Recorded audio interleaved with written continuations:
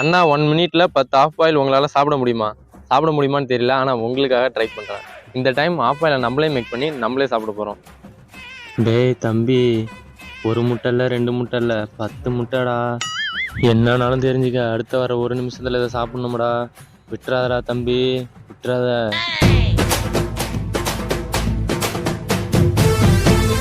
For the first time ஒரே டைம்ல 10 half boil சாப்பிட போறேங்க.